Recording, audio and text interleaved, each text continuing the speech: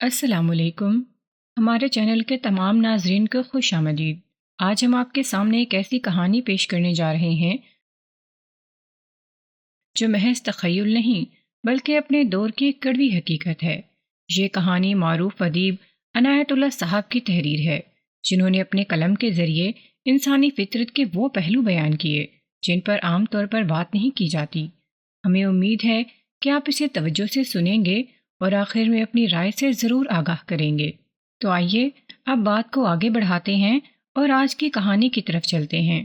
کہانی کا نام ہے رومال، رنگ اور رگھوناتھ۔ لاش ننگی چارپائی پر لائی گئی۔ پرانی سی ایک چادر نے لاش کو ڈھانپ رکھا تھا۔ میں اس وقت تھانے کے دفتر میں بیٹھا تھا۔ ہیڈ کانسٹیبل نے میرے دروازے میں کھڑے ہو کر کہا، ملک صاحب، ایک اور آ رہی ہے۔ اس کے لہجے اور انداز میں ایسی خوشی تھی جیسے وہ کہہ رہا ہو کہ ایک اور ناچنے گانے والی آ رہی ہے۔ میں سمجھ گیا کہ ایک لاش آ رہی ہے۔ پولیس اور پوسٹ مارٹم کرنے والوں کے لیے لاش کوئی عجوبہ نہیں ہوتی۔ لاش، قتل اور پھانسی کے الفاظ پولیس کے ہاں اس طرح بولے جاتے ہیں جس طرح آپ ہر روز دھنیا، پیاز اور ٹماٹر کہتے ہیں۔ آج اتنی مدت کے بعد مجھے یہ واردات یاد آئی تو میرے کانوں میں ہیڈ کانسٹیبل کی آواز گونج اٹھی، ملک صاحب، ایک اور آ رہی ہے۔ میں آپ کو اپنی یہ تفتیش کی روداد اور واردات کی کہانی اسی فکرے سے شروع کر کے سناتا ہوں۔ یہ لو پڑھنے سننے والو، ایک اور آ رہی ہے سٹوری۔ اس دور کی بھیانک وارداتیں آج دلچسپ کہانیاں بن گئی ہیں۔ ہیڈ کانسٹیبل کی آواز پر میں کرسی سے اٹھا اور ٹہلتا ٹہلتا برآمدے میں آیا۔ چارپائی تھانے کے احاطے میں داخل ہو چکی تھی۔ 4 آدمیوں نے اٹھا رکھی تھی۔ ان میں 2 دھیڑ عمر دیہاتی تھے اور 2 نوجوان شہری۔ چارپائی کے ساتھ ساتھ ایک اور شہری نوجوان چلا آ رہا تھا۔ اس کے ہاتھ میں 12 بور کی ایک نالی بندوق تھی۔ اس لڑکے کو میں نے پہلے بھی دیکھا تھا۔ ہیڈ کانسٹیبل نے مجھے یاد دلایا کہ دھرم چند کا بیٹا ہے۔ مجھے اچھی طرح یاد نہیں کہ یہ نام دھرم چند تھا۔ اس وقت جو نام ذہن میں آتا ہے لکھ ڈالتا ہوں۔ آپ کی دلچسپی ناموں سے نہیں، کہانی سے ہے۔ چارپائی ابھی 10-12 قدم دور ہی تھی جب ہیڈ کانسٹیبل نے پوچھا، اوے، مر گیا ہے یا ابھی زندہ ہے؟ مرا ہوا ہے، جواب ملا۔ چارپائی برآمدے میں رکھ کر چاروں ہانپتے کانپتے الگ ہو بیٹھے اور پسینہ پوچھنے لگے۔ وہ بہت تھکے ہوئے تھے۔ میں نے آگے بڑھ کر چادر ہٹائی تو ایک خوبرو نوجوان چہرہ نظر آیا، آنکھیں بند، منہ ذرا سا کھلا ہوا۔ چہرے پر درد کا آخری تاثر نقش ہو گیا تھا، پھر بھی چہرے کا حسن سلامت تھا، مگر جسم سے جان نکل چکی تھی۔ وہ شہر کا رہنے والا تھا۔ چادر پوری ہٹائی تو قمیض اور پتلون خون سے لال تھی۔ زخم دائیں پہلو میں تھا، وہاں سے قمیض پھٹی ہوئی تھی۔ قمیض ہٹا کر دیکھا، وہاں سے پیٹ پھٹا ہوا تھا۔ زخم کلہاڑی، چاقو یا برچھی کا نہیں تھا۔ میرے سامنے چارپائی کے دوسری طرف بندوق والا نوجوان کھڑا تھا۔ میں نے اس کی طرف دیکھا تو اس نے تھپ تھپا کر کہا، ہم اکٹھے شکار کھیلنے گئے تھے۔ مجھے معلوم نہیں تھا کہ یہ اونچی اونچی گھاس میں پیشاب کرنے بیٹھا ہوا ہے۔ میڑ پر ایک فاختہ آ بیٹھی، میں نے اس پر گولی چلائی۔ فاختہ مر گئی، لیکن مجھے ایک چیخ سنائی دی۔ یہ اٹھا اور گر پڑا۔ چاہ کر دیکھا تو یہ مر چکا تھا۔ کارتوس کے بہت سارے چھرے اس کے پیٹ میں جا لگے۔ یہ میرا بہت ہی گہرا دوست تھا۔ مجھے معلوم نہیں تھا کہ میرے چھروں کے راستے میں یہ بیٹھا ہے۔ دوسرے 2 شہری نوجوان بھی ان کے ساتھ شکار پر گئے تھے۔ انہوں نے بھی بندوق والے کی تائید کی اور کہا کہ اسے اتفاقیہ گولی لگی ہے۔ ان میں ایک ہندو اور ایک مسلمان تھا۔ دونوں دیہاتیوں نے بتایا کہ ہندو لڑکا بھاگا ہوا ان کے گاؤں آیا جو موقع واردات سے 1 میل یا ذرا کم تھا۔ اس نے وہاں بتایا کہ ان کا ایک دوست اتفاقیہ گولی لگنے سے مر گیا ہے۔ اس کی لاش شہر تک لے جانی ہے۔ 4 آدمی ایک چارپائی اٹھا کر اس کے ساتھ گئے۔ لاش چارپائی پر ڈالی۔ ایک طرف سے 2 لڑکوں نے اٹھائی، دوسری طرف 2 دیہاتی ہو گئی۔ اس طرح 4 کی بجائے یہ 2 دیہاتی ساتھ آئے۔ ان میں کچھ سیانہ تھا۔ لڑکے لاش اس کے گھر لے جانا چاہتے تھے۔ اس دیہاتی نے کہا کہ اس طرح وہ پھنس جائیں گے، لاش تھانے لے چلیں تاکہ پولیس کے کاغذوں میں لکھ دیا جائے کہ یہ حادثہ ہے۔ میں نے مرنے والے کے گھر کا اتا پتہ لڑکوں سے معلوم کر کے اس کے لواحقین کو اطلاع بھجوا دی اور پوسٹ مارٹم کے کاغذات تیار کرنے کے لیے کہا۔ پولیس کے ہاں یہ رواج شروع سے چلا آ رہا ہے کہ کوئی واردات آ جائے تو یہی کوشش کی جاتی ہے کہ یہ رجسٹر نہ کی جائے۔ اس میں اپنے فرائض سے انحراف بھی ہوتا ہے اور تفتیش کے چکر سے بچنے کی کوشش بھی، کیس رجسٹر کرنے کے لیے، جسے ہمارے ہاں پرچہ چاک کرنا کہتے ہیں۔ بعض تھانے دار رشوت بھی لیتے ہیں اور بعض تھانے دار رپورٹ درج کرانے والے ہی کو کہتے ہیں کہ وہ خود تفتیش کر کے اصل مجرم کی نشاندہی کرے۔ انگریزوں کی حکومت میں بھی تھانوں میں یہ رویہ اختیار کیا جاتا تھا، لیکن بہت کم۔ پاکستان میں یہ رویہ اتنا زیادہ ہو گیا ہے کہ مجرموں کو کھلی چھٹی مل گئی ہے۔ حادثاتی موت یا خودکشی کے کیسوں میں تو تھانے داروں کی یہی کوشش رہی ہے کہ رسمی سی کارروائی کر کے اسے حادثہ یا خودکشی لکھ دیتے ہیں۔ اگر کوئی تھانے دار کسی کی شکایت کے بغیر اس وہم میں پڑ جائے کہ موت اتفاقیہ نہیں بلکہ قتل کی واردات ہو سکتی ہے، تو اس کا نتیجہ یہی ہوتا ہے کہ وہ تفتیش کے بڑے لمبے چکروں میں پڑ جاتا ہے۔ میں نے بھی جب 3 زبانوں گولی چلانے والے اور اس کے دوست سے سنا کہ گولی اتفاقیہ لگی ہے تو مجھے اطمینان ہوا کہ یہ قتل نہیں، اور میں ایک تفتیش سے بچا۔ دیہاتیوں کو چونکہ حادثے کا علم نہیں تھا، وہ تو صرف لاش اٹھا کر لائے تھے، اس لیے میں نے ان سے مختصر سے بیان لیے اور ذہن میں اتفاقیہ موت رکھ کر سوال و جواب کیے۔ اس سے پہلے ایسے 2 حادثے میرے سامنے آ چکے تھے۔ اناڑی شکاری بندوق لے کر شکار کو گئے اور اپنے ایک ساتھی کو مار لائے۔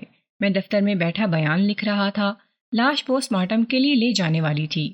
اچانک سے باہر چیخیں اور دھاڑیں سنائی دی۔ میں سمجھ گیا کہ متوفی کے لواحقین آ گئے ہیں۔ میں باہر نکلا۔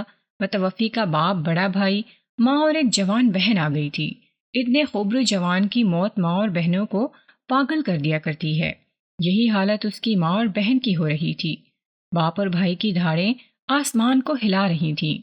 پولیس والوں پر جن کے پاس لہو لہان لاشیں آتی ہیں، اس ڈاکٹر پر جو لاش کو پوسٹ مارٹم کے لیے چیرتا پھاڑتا ہے، اور جیل والوں پر جو پھانسی دے کر لاشیں لواحقین کے حوالے کرتے ہیں، ماں بہنوں کے بین اور باپوں کی دھاڑیں کوئی اثر نہیں کرتی۔ وہ عادی ہو جاتے ہیں۔ اگر وہ جذبات سے مغلوب ہو جائیں تو نوکری ہی چھوڑ دیں۔ انسان آخر انسان ہوتا ہے، جذبات کے آگے پہاڑ کھڑے نہیں کر سکتا۔ میں نے اپنے ارد گرد تھانے داری کے جو پہاڑ کھڑے کر رکھے تھے وہ گر پڑے۔ اس ہندو نوجوان پر مجھے غصہ آ گیا جس نے اندھا دھند بندوق چلائی اور اپنے جیسا ایک نوجوان مار ڈالا تھا۔ ہندوؤں نے کب بندوق چلائی تھی؟ یہ بہت بڑے زمیندار کا بیٹا تھا جو آڑتی بھی تھا، ذات کا راجپوت تھا، اس لیے گھر میں بندوق بھی رکھ لی تھی، مگر چلانے کا پتہ نہ تھا۔ میری آنکھوں میں آنسو آ گئے۔ میں دفتر چلا گیا۔ بندوق چلانے والا، جس کا نام رگھوناتھ قسم کا تھا، اندر بیٹھا تھا۔ میں نے ایک سانس میں اسے آدھے درجن گالیاں دے ڈالیں اور کاغذی کارروائی میں مصروف ہو گیا۔ لاش پوسٹ مارٹم کے لیے چلی گئی۔ پوسٹ مارٹم رپورٹ آنے تک میں ان تینوں لڑکوں اور دونوں دیہاتیوں کو چھوڑ نہیں سکتا تھا، یا چھوڑنا ہی نہیں چاہتا تھا۔ بہت دیر بعد انہیں برآمدے میں بیٹھنے کو کہا۔ پوسٹ مارٹم کا انتظام شہر کے ہسپتال میں تھا۔ یہ شہر نہیں، قصبہ تھا، جہاں ایک سرکاری ہسپتال تھا۔ اس میں ایک سرکاری ڈاکٹر تھا جسے سول سرجن کہتے ہیں۔ باریک معائنے کے لیے ہمیں ضلع شہر کا رخ کرنا پڑتا تھا۔ عام پوسٹ مارٹم وہیں سول ہسپتال میں ہو جاتا تھا۔ باہر رونا دھونا بند ہو چکا تھا۔ متوفی کے لواحقین لاش کے ساتھ ہسپتال چلے گئے تھے۔ میں دفتر سے نکلا تو تھانے کے گیٹ میں متوفی کی بہن داخل ہوتی نظر آئی۔ اسے میں نے لاش پر گرتے اور اپنے بال نوچتے دیکھا تھا۔ وہ جوان لڑکی تھی اور اپنے بھائی کی طرح خوبصورت۔ اس نے برقعے کی بجائے سفید چادر اوڑھ رکھی تھی، بہت تیز چل رہی تھی۔ میرے پاس آ کر بولی، ذرا اندر چلیں۔ میں اس کے ساتھ اپنے دفتر میں گیا۔ اس کی آنکھیں سوجنے لگی تھیں۔ میں نے اسے بٹھایا اور ایک کانسٹیبل کو پانی لانے کو کہا۔ میرے بھائی کو قتل کیا گیا ہے، اس نے کہا، اور وہ سسکیاں لینے لگی۔ میں یوں بدکا جیسے اس نے میرے جسم کے ساتھ بجلی کے ننگے تار لگا دیے ہوں۔ وہ خاموش ہو چکی تھی، مگر میرے ذہن میں ایک پہیہ بہت تیز چل پڑا۔ ایک ہی بار قتل کی کئی وجوہات میرے ذہن میں آ گئیں، جن میں سے ایک یہ تھی کہ قتل کا باعث یہی لڑکی ہوگی۔ بعد میں پتہ چلا کہ اس لڑکی کی ابھی شادی نہیں ہوئی۔ اس کافر نے جان بوجھ کر میرے بھائی کو گولی ماری ہے۔ اس نے کہا، گولی مارنے کی وجہ؟ میں نے پوچھا، تمہارے ابا جان اور بھائی بھی یہاں آئے تھے؟ انہوں نے اس شک کا اظہار نہیں کیا۔ انہیں معلوم نہیں، لڑکی نے کہا۔ میں انہیں بتانا بھی نہیں چاہتی۔ میں ہسپتال سے آئی ہوں، انہیں یہ کہہ کر آئی ہوں کہ گھر جا رہی ہوں۔ باہر تالا نہیں لگایا تھا۔ تم اتنے یقین سے بات کر رہی ہو جیسے تمہارے پاس قتل کا ثبوت موجود ہو۔ یہ ثابت کرنا آپ کا کام ہے۔ آپ چونکہ مسلمان ہیں اس لیے دل کی بات بتا رہی ہوں۔ وجہ یہ ہے کہ رگھوناتھ، گولی چلانے والے کی بہن، میرے بھائی محسن کو اتنا زیادہ چاہتی تھی کہ اس کے لیے مذہب تک چھوڑنے کو تیار تھی۔ محسن متوفی بھی اسے اسی طرح چاہتا تھا۔ رگھوناتھ کی بہن میری سہیلی ہے، وہ شاید محسن کی خاطر ہی میری سہیلی بنی تھی۔ دوسرے تیسرے دن میرے پاس آتی تھی۔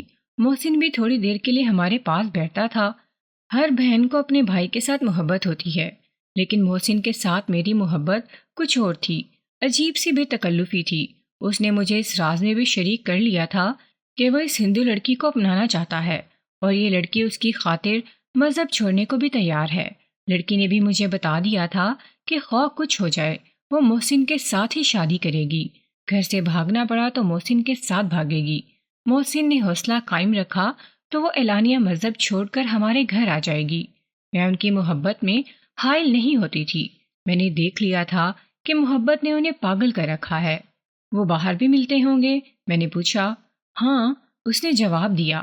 محسن نے مجھے بتایا تھا کہ کبھی کبھی باہر بھی ملاقات ہو جاتی تھی۔ تم غالباً یہ کہنا چاہتی ہو کہ رگھوناتھ کو معلوم ہو گیا تھا کہ محسن کے تعلقات اس کی بہن کے ساتھ ہیں۔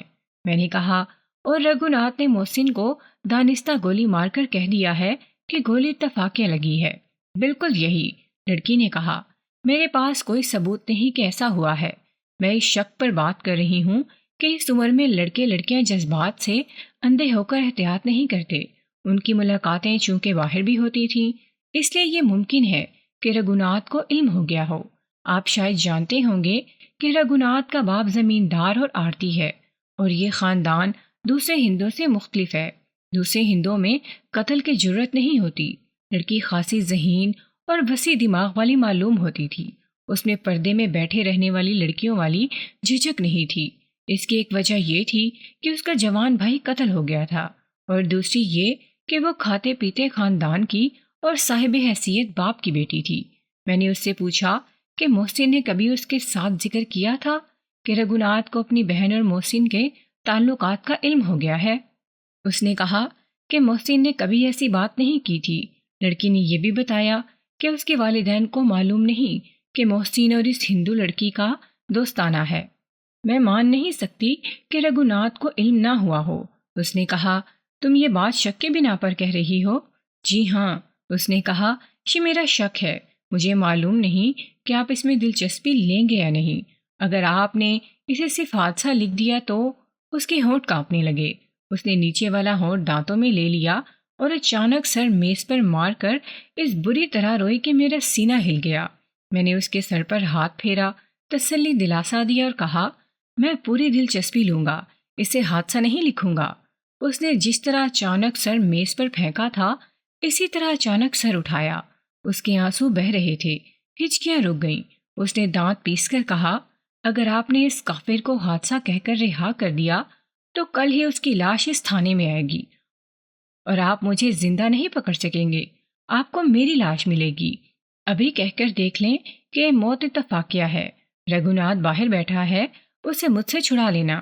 میں اچھی طرح بیان نہیں کر سکا کہ اس وقت لڑکی کی جذباتی حالت کیسی ہو گئی تھی۔ اگر میں اس کی مرضی کے خلاف بات کرتا تو وہ شاید میرا منہ بھی نوچ لیتی۔ اس کے جذبات ایک بہن کے جذبات تھے، لیکن میں اسے ایک مسلمان لڑکی سمجھنے لگا جس میں غیرت اور انتقام کا جذبہ امڑ آیا تھا۔ اس کے بھائی کو ایک ہندو نے قتل کر دیا تھا۔ اس نے مجھ میں ایک بھائی کے اور ایک مسلمان کے جذبات بیدار کر دیے۔ بات شک کی تھی، لیکن مجھے قانون نے یہ حق دے رکھا تھا کہ میں نے موقع واردات کا معائنہ کر کے اور واردات یا حادثے کے احوال و قوائف کا جائزہ لے کر رائے قائم کروں کہ یہ قتل ہے یا اتفاقی موت۔ میں نے پوری تحقیقات کا فیصلہ کر لیا اور لڑکی کو اپنے فیصلے سے آگاہ کر کے کہا کہ وہ چلی جائے۔ میں نے پوسٹ مارٹم رپورٹ کا انتظار نہ کیا۔ سورج غروب ہونے میں ابھی بہت دیر باقی تھی۔ ہیڈ کانسٹیبل کو بلا کر 3-4 کانسٹیبل ساتھ لیے اور گھوڑا لانے کو کہا۔ اسے بتایا کہ میں نے کیا فیصلہ کیا ہے۔ دونوں دیہاتیوں اور تینوں لڑکوں کو کانسٹیبلوں کے ساتھ موقع واردات کی طرف روانہ کر دیا۔ وہ جگہ کوئی 2.5-3 میل دور بتائی گئی تھی۔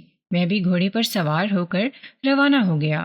میرے ذہن میں رگھوناتھ کی بہن تھی، لیکن میں ابھی کسی کے ساتھ اس کا ذکر نہیں کرنا چاہتا تھا تاکہ کسی کو معلوم نہ ہو کہ میں تفتیش کس بنیاد پر کر رہا ہوں۔ راستے میں ہی لڑکوں سے جا ملا، پہلے مسلمان لڑکے کو بلایا اور دوسروں سے الگ ہٹا کر اس سے پوچھتا گیا۔ رگھوناتھ نے کہا تھا کہ محسن پیشاب کرنے گیا تھا۔ دوسرے لڑکوں ہندو اور مسلمان نے بھی تائید کی تھی۔ مجھے یاد آیا کہ محسن نے خاکی پتلون پہن رکھی تھی۔ میں نے اس مسلمان لڑکے سے پوچھا کہ محسن کھڑے ہو کر پیشاب کر رہا تھا یا بیٹھ کر۔ وہ کچھ گھبرایا۔ میں نے اسے یاد دلایا کہ اس نے پتلون پہن رکھی تھی۔ وہ کھڑے ہو کر پیشاب کر رہا تھا، لڑکے نے جواب دیا، لیکن میں نے محسوس کیا کہ اسے یقین نہیں کہ اس کا جواب صحیح ہے یا غلط۔ فاختہ مر گئی تھی؟ میں نے پوچھا۔ جی ہاں۔ چند اور باتیں معلوم کر کے میں نے رگھوناتھ کے ہندو دوست کو بلایا، اس سے بھی یہی سوال پوچھے۔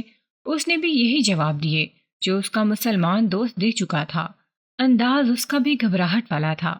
فاختہ کے متعلق اس نے بتایا کہ اس نے نہیں دیکھی کہ مری تھی یا نہیں۔ دونوں نے بتایا کہ جب رگھوناتھ نے گولی چلائی وہ وہیں تھے اور انہوں نے اسے گولی چلاتے دیکھا تھا۔ میرے پوچھنے پر دونوں نے بتایا کہ محسن نظر نہیں آ رہا تھا، حالانکہ دونوں کہہ چکے تھے کہ محسن کھڑے ہو کر پیشاب کر رہا تھا۔ ہم عام رفتار سے چلے جا رہے تھے۔ میں ان لڑکوں سے کچھ اور پوچھنا چاہتا تھا، کچھ معلومات دیہاتیوں سے لینی تھی۔ میں نے تھانے میں ان سے زیادہ گہری پوچھ گچھ نہیں کی تھی کیونکہ اس وقت میں اسے حادثاتی موت سمجھ رہا تھا۔ اب میری تفتیش کی لائن بدل گئی تھی، لہٰذا میں بال کی کھال اتارنے لگا۔ مجھے موقع نہ ملا کیونکہ پیچھے سے کوئی مجھے بلا رہا تھا۔ میں نے ملک صاحب کی پکار پر پیچھے دیکھا۔ 5-6 ہندو دوڑے چلے آ رہے تھے۔ انہیں حادثے کی اطلاع دیر سے ملی تھی۔ میں رک گیا، کانسٹیبل سے کہا کہ ان سب کو لے چلو۔ ہندو میرے قریب آئے تو میں نے دیکھا کہ محسن کا باپ بھی ان کے ساتھ تھا۔ ان ہندوؤں میں رگھوناتھ کا باپ بھی تھا۔ میں گھوڑے سے اترا۔ رگھوناتھ کا باپ مجھ سے بغل گیر ہو کر ملا۔ یہ اس کی خوشامد کا مظاہرہ تھا۔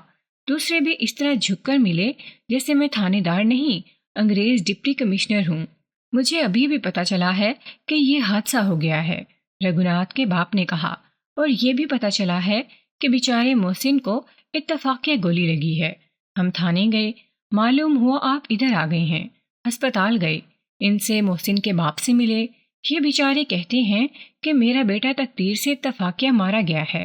میں تو کہتا ہوں کہ رگھوناتھ مر جاتا، محسن نہ مرتا۔ ایسی بہت سی باتیں کر کے اس نے کہا، اب آپ کہاں جا رہے ہیں؟ موقع واردات کا معائنہ ضروری ہے۔ میں نے کہا، آپ ان لڑکوں کو کب فارغ کریں گے؟ رگھوناتھ کے باپ نے پوچھا، یہ تو حادثہ ہے، تحقیقات کی کیا ضرورت ہے؟ اس نے محسن کے باپ سے کہا، کیوں جی، آپ کا کیا خیال ہے؟ ملک صاحب، میں کوئی شکایت نہیں کروں گا۔ محسن کے باپ نے کہا، نہ میری کوئی رپورٹ ہے، میں نے قبول کر لیا ہے کہ میرا بیٹا اتفاقیہ مر گیا ہے۔ جی، ایک اور ہندو نے کہا، وہ تو گہرے دوست تھے، ایک دوسرے کے دشمن تو نہیں تھے۔ یہ صاحب کوئی رپورٹ ہی نہیں کر رہے تو آپ اپنی کارروائی روک دیں۔ میں چونکہ خاموش تھا اس لیے وہ مجھے مشورے اور ہدایات دیتے چلے جا رہے تھے۔ میں نے محسن کے باپ کو دیکھا، اسے میں نے چند گھنٹے پہلے تھانے میں بھی دیکھا تھا جب وہ بیٹے کی لاش دیکھنے آیا تھا۔ ان چند گھنٹوں میں وہ آدھا رہ گیا تھا، اس کا سر ڈول رہا تھا۔ میں جان گیا کہ یہ ہندو اسے بہلا پھسلا اور ورگلا کر یہ کہلوانے کے لیے ساتھ لائے ہیں کہ اسے کوئی شکایت نہیں۔ ہندو کی خود غرضی، مطلب پرستی اور مسلم دشمنی کو میں خوب جانتا تھا۔ ضرورت پڑے تو ادنا درجے کے مسلمان کے بھی پاؤں میں سر رکھ دیتے اور وقت پڑے تو گردن پر چھری رکھ دیتے تھے۔ مجھے غصہ آ گیا لیکن اپنے آپ پر قابو پا لیا۔ آپ مجھے کارروائی سے نہ روکیں، میں نے تحمل سے کہا۔ میں یہی دیکھنے جا رہا ہوں کہ موت اتفاقیہ واقعہ ہوئی ہے، مجھے کاغذوں کا پیٹ بھرنا ہے، اوپر والوں کو رپورٹ دینی ہے۔ میں تھانے میں بیٹھے بیٹھے شاپ کے مشوروں پر عمل کر کے تو کوئی رائے قائم نہیں کر سکتا۔ یہ تو لڑکے بھی مجھے بتا چکے ہیں کہ گولی اتفاقیہ لگی ہے۔ چلیے ہم بھی ساتھ چلتے ہیں، رگھوناتھ کے باپ نے کہا۔ میں معافی چاہتا ہوں، آپ یہیں سے واپس تشریف لے جائیں، میں نے کہا اور محسن کے باپ کی طرف اشارہ کر کے کہا، آپ انہیں اپنے ساتھ نہ گھسیٹیں، یہ پہلے ہی بہت پریشان ہیں، انہیں اور بھی کچھ انتظامات کرنے ہیں۔ ہندوؤں نے چاپلوسی کے انداز میں میرے ساتھ چلنے پر اصرار کیا تو میں نے نہایت بردباری سے انہیں واپس جانے کو کہا اور یہ بھی کہہ دیا کہ اگر انہوں نے ضد جاری رکھی تو میں تینوں لڑکوں کو حوالات میں بند کر کے تفتیش کروں گا۔ اس دھمکی سے وہ ٹل گئے۔ موقع واردات پر میں ان لڑکوں کی رہنمائی میں پہنچا، رگھوناتھ کو اپنے ساتھ رکھا اور باقی سب کو دور بھیج دیا۔ اس سے پوچھا کہ اس نے گولی کہاں سے چلائی تھی۔ وہ 3-4 قدم ہٹ کر کھڑا ہو گیا، بولا یہاں سے۔ پھر میں نے پوچھا کہ فاختہ کہاں تھی؟ وہ مجھے اپنے ساتھ لے چلا اور کوئی 40 قدم دور ایک میڑ پر پاؤں رکھ کر کہا، یہاں فاختہ مر گئی تھی؟ جی ہاں۔ تم نے اٹھائی تھی؟ جی ہاں۔ تم نے محسن کی چیخ فاختہ اٹھانے سے پہلے سنی تھی یا بعد میں؟ میں نے پوچھا اور کہا، میں تمہیں یاد کرا دوں کہ تم نے تھانے میں مجھے بتایا تھا تو تمہیں چیخ سنائی دی تھی۔ محسن گھاس کے پیچھے سے اٹھا اور گر پڑا۔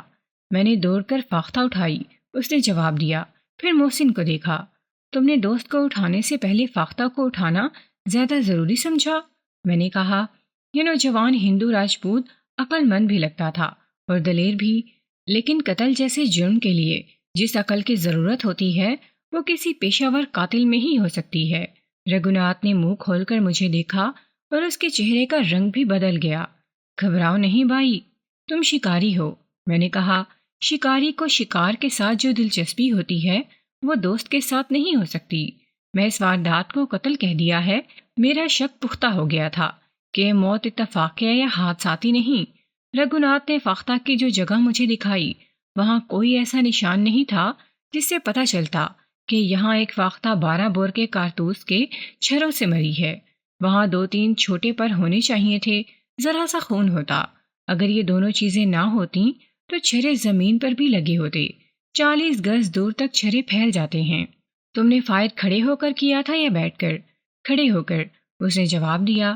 میں نے ابھی وہ جگہ کسی مصلحت کی بنا پر نہیں دیکھی تھی جہاں محسن گرا اور مرا تھا۔ میں نے رگھوناتھ کی بندوق ساتھ لے لی تھی جو ایک کانسٹیبل کے پاس تھی۔ اسے بلایا اور میں بندوق لے کر وہاں جا کھڑا ہوا جہاں سے رگھوناتھ نے بتایا تھا کہ اس نے فائر کیا تھا۔ میں نے بندوق کندھے سے فائر کی پوزیشن میں لگا کر اس جگہ کو شست میں لے لیا۔ وہ جگہ نیچے تھی۔ اگر محسن اس جگہ سے صرف 2 گز پر کھڑا یا بیٹھا ہوتا تو بھی اسے کوئی چھرا نہ لگتا، کیونکہ چھرے کچھ تو فاختہ کو لگتے اور باقی زمین میں چلے جاتے۔ اس جگہ کے قریب کوئی گھاس نہیں تھی۔ گھاس دائیں طرف تھی اور مینڈ سے کم بلندی کی زمین پر تھی۔ اب مجھے بتاؤ کہ محسن کون سی گھاس میں چھپا ہوا تھا جہاں وہ تمہیں نظر نہیں آ سکا؟ میں نے کہا، میں یہاں کھڑا ہوتا ہوں، تم وہاں جا کر کھڑے ہو جاؤ۔ وہ اس گھاس کے پیچھے چلا گیا جو فاختہ کی جگہ سے دائیں طرف تھی۔ وہ وہاں جا کر کھڑا ہوا تو مجھے صاف نظر آ رہا تھا۔ گھاس اس کی گھٹنوں تک تھی۔ دوسرے دونوں لڑکوں نے مجھے بتایا تھا کہ محسن کھڑے ہو کر پیشاب کر رہا تھا۔ میں نے رگھوناتھ کو آواز دے کر کہا، بیٹھ جاؤ۔ وہ بیٹھ گیا۔ تب بھی اس کا سر کانوں سے کچھ نیچے تک مجھے نظر آ رہا تھا اور گھاس میں سے بھی وہ مجھے صاف دکھائی دے رہا تھا۔ گھاس اونچی ضرور تھی، اتنی گھنی ہرگز نہیں تھی کہ اس میں آدمی چھپ جاتا۔ اس کے علاوہ قابل غور امر یہ تھا کہ وہ جگہ فاختہ والی جگہ سے دائیں کو اور کچھ آگے تھی۔ فاختہ پر گولی چلاتے اس طرف ایک بھی چھرا نہیں جا سکتا تھا۔ میں اس جگہ گیا جہاں وہ کھڑا تھا۔ وہاں میں نے خون دیکھا۔ زمین نرم تھی، اس پر محسن کے تڑپنے کے نشان صاف تھے۔ کھرے چونکہ لاش اٹھانے والوں کے قدموں تلے گڈمڈ ہو گئے تھے، اس لیے یہ معلوم کرنا مشکل تھا کہ محسن کہاں سے چلا تھا۔ وہ زیادہ نہیں چل سکا تھا۔ میں نے کھروں کی پرواہ نہ کی۔ معاملہ گڑبڑ تھا۔ میری رائے کے مطابق اس خونی ڈرامے میں فاختہ کا وجود نہیں تھا۔ اگر فاختہ تھی بھی اور اسی جگہ تھی جہاں رگھوناتھ نے بتایا تھا تو محسن فائر کی لائن سے دور تھا۔ میرے اندر پولیس کی جو حس تھی وہ بتاتی تھی کہ گولی فاختہ پر نہیں محسن پر چلائی گئی تھی، لیکن ثبوت کوئی شہادت۔ گولی کھانے والا مر گیا تھا، گولی چلانے والا مجھے چکر دے رہا تھا۔ ثبوت اور شہادت کی فراہمی میرے لیے مسئلہ تھا۔ مجھے ایک سوال کا جواب درکار تھا، وہ یہ کہ محسن کے جسم سے چھرے کس طرف سے داخل ہوئے، سامنے سے، پیچھے سے یا پہلو کی طرف سے؟ اس کا جواب پوسٹ مارٹم رپورٹ دے سکتی تھی، جو بھی مجھے نہیں ملی تھی۔ میں نے رگھوناتھ سے کہا، یار تم پھر سوچ لو، تم بھول رہے ہو۔ محسن یہاں نہیں تھا، یا فاختہ وہاں نہیں تھی، یا تم نے وہاں سے گولی نہیں چلائی تھی۔ اچھی طرح سوچ کر بتاؤ کہ کون کہاں تھا اور تم نے گولی کہاں سے چلائی تھی۔ اس کے چہرے پر رونق سی آ گئی۔ میں نے کہا، لیکن جواب دینے سے پہلے میرے اس سوال کا جواب بھی سوچ لینا کہ تم نے پہلے مجھے یہ جگہ کیوں بتائی تھیں۔ اس کے چہرے پر آئی ہوئی رونق واپس چلی گئی۔ میں آپ کو بتا چکا ہوں کہ میں نے گولی کہاں سے چلائی تھی، فاختہ کہاں تھی اور محسن کہاں تھا، اس نے کہا اور التجا کے لہجے میں بولا، داروغہ جی، آپ میری بات پر یقین کیوں نہیں کرتے کہ محسن کو اتفاق گولی لگ گئی ہے؟ یہ تو نہیں ہو سکتا کہ میں نے اسے جان بوجھ کر گولی ماری ہو، وہ میرا بڑا گہرا دوست تھا۔ میں یہی یقین کرنے کی کوشش کر رہا ہوں کہ محسن کو اتفاق گولی لگی ہے، میں نے دوستانہ لہجے میں کہا۔ میں تمہارے ساتھ ہوں، گھبراؤ نہیں۔ میں ادھر ادھر ٹہلنے لگا، میں زمین سے گواہی لینے کی کوشش کر رہا تھا، مجھے زیادہ خراب نہ ہونا پڑا۔ کچی زمین نے میرا مسئلہ حل کر دیا۔ ایک جگہ جوتوں کے نشان تھے، صاف پتہ چلتا تھا کہ یہاں کوئی آ کر رکا ہے۔ یہ جوتے اسی طرف چلے جس طرح محسن مرا تھا۔ 2-3 قدم آگے مجھے خالی کارتوس ملا جو میں نے اٹھا لیا۔ وہاں سے میں نے اس طرف دیکھا جہاں محسن گرا تھا۔ راستے میں نظر کے لیے کوئی رکاوٹ نہیں تھی، گولی آسانی سے ماری جا سکتی تھی۔ چھرے پیچھے سے داخل ہوئے ہوں گے۔